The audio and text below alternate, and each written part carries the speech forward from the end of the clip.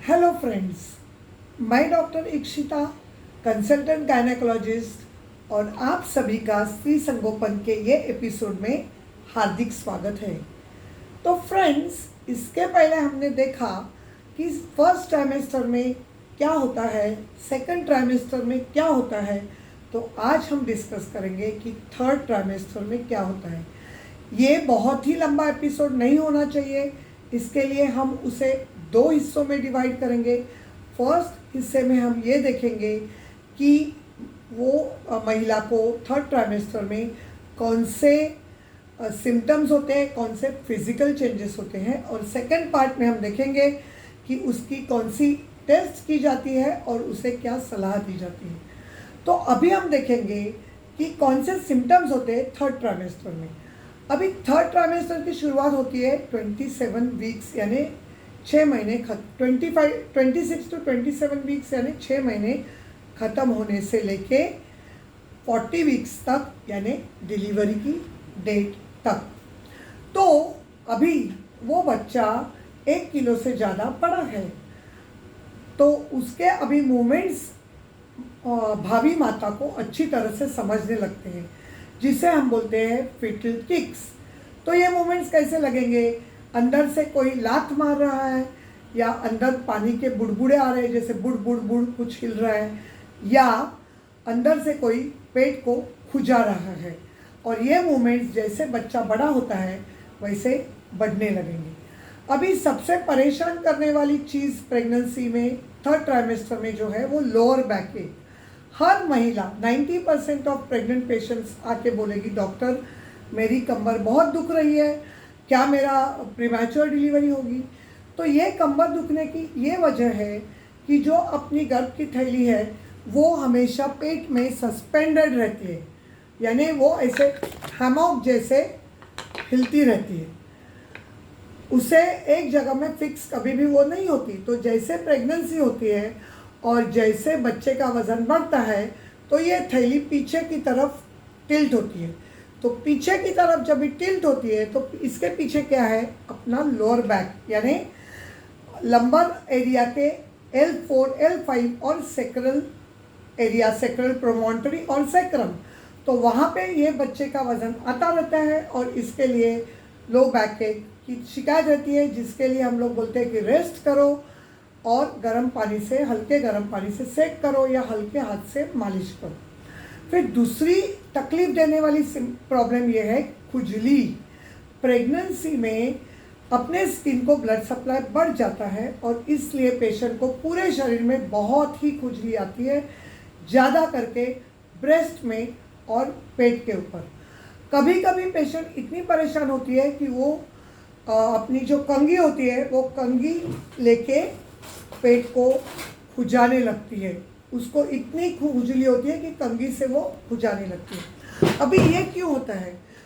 तो प्रेगनेंसी के वजह से जो अपने लिवर की सेल्स हैं उनमें ब्लड सप्लाई बढ़ जाता है और उनमें कंजेशन होता है, जिसकी वजह से जो अपना पित्त तैयार होता है तो वो पित्त अंदर ही अंदर रुक जाता है, उसका सर्कुलेशन नहीं होता है, जिसको बोलते हैं biliary pregnancy induced biliary stasis. फिर वो पेशेंट को खुजली आने लगती है।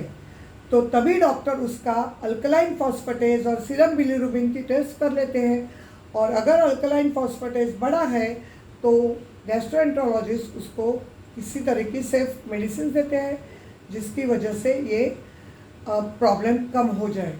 फिर दूसरी कॉमन शिकायत प्रेगनेंसी में है पाँव की सूजन। ये सूजन क्यों आती है? जैसे बच्चे का वज़न बढ़ता है तो पाँव से जो अपने को वीनस ब्लड वापस आता है उसमें ऑब्स्ट्रक्शन होता है, और वो पाँव का जो ब्लड वहाँ पे जम जाता है, जिसको बोलते हैं वीनस स्टैसिस। फिर उससे फ्लूइड बाहर निकलता है और पाँव में सूजन आती है। कभी कभी पेशाब की जगह में भी सूजन आ जाती है। ऐसे पेशेंट को एडवाइस दिया जाता है कि सॉल्ट कम खाओ, नमकीन चीज़ें बंद करो, अचार पापड़ बंद करो, और रात को पाँव के नीचे तकिया लेके सो जाओ, ताकि ये सूजन कम होगी। फिर वेरिकोज वेन्स, पाँव के जो वेन्स है वो प्रेगनेंसी के हार्मोन्स की वजह से वीक हो जाते हैं, तो उसको वेरिकोज वेंस होते हैं, तो ऐसे पेशेंट को वेरिकोज वेंस के स्टॉकिंग्स डालने की एडवाइस दे सकते हैं। फिर जो अपने स्ट्रेच मार्क्स है पेट के ऊपर वो और ब्रेस्ट के ऊपर वो बढ़ जाते हैं, क्योंकि प्रेगनेंसी बढ़ने से ये अपना पेट बहुत स्ट्रेच होता है, स्किन स्ट्रेच होती है और स्ट्रेच मार्क्स बढ़ जाते हैं। जो पिगमेंटेशन सेकेंड ट्राइमेस्टर में चालू हुआ यहाँ पे, जिसे क्लोएज्मा बोलते हैं, ब्रेस्ट के ऊपर, निपल के ऊपर और अपने पेट के ऊपर, तो वो सभी पिगमेंटेशन बढ़ जाते हैं। आर्म पिट में और ग्रॉइंस में भी काले कलर के पिगमेंटेशन, काले धब्बे चालू होते हैं, तो पेशेंट बहुत ही परेशान हो जाती है। लेकिन हम उसको कहते हैं कि ये नॉर्मल है, तुम्हें परेशान होने की कोई भी आवश्यकता नहीं है। उसके बाद और क्या होता है, नॉक्टर्नल क्रैम्प्स। पेशेंट को सुबह अर्ली मॉर्निंग यानी रात को 2-3 बजे के बाद पाँव के जो काफ मसल्स हैं उनमें क्रैम्प्स आते हैं और इतना दुखता है कि पेशेंट आधी नींद में से जाग जाता है, और इसको बोलते हैं नॉक्टर्नल क्रैम्प्स।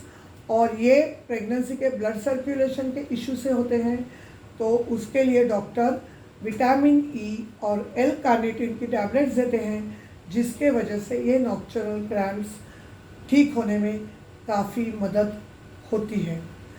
अभी इसके सिवा प्रेगनेंसी में और एक प्रॉब्लम होती है, कॉन्स्टिपेशन यानी बद्धकोष्ठता। प्रेगनेंसी में जो प्रोजेस्टेरॉन हार्मोन रिलीज होता है वो स्मूथ मसल्स को रिलैक्स करता है, जिसके वजह से आपकी जो अतड़ी है, जो लार्ज इंटेस्टाइन है, उसके मूवमेंट्स स्लो हो जाते हैं। और जिनको कॉन्स्टिपेशन की पहले से आदत है उनको तो बहुत ख़राब कॉन्स्टिपेशन होता है और पाइल्स की शिकायत होती है, और पाइल्स से फिर ब्लीडिंग होने लगती है, पाइल्स बाहर आ जाते हैं। और जिनको बिल्कुल कॉन्स्टिपेशन की आदत नहीं थी उन्हें कॉन्स्टिपेशन की आदत चालू हो जाती है।